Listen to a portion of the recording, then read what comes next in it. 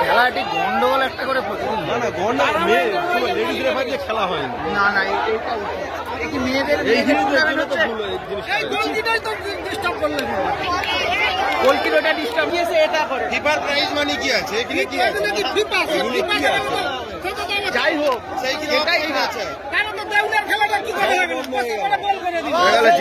কিন্তু জিতে গেল যারা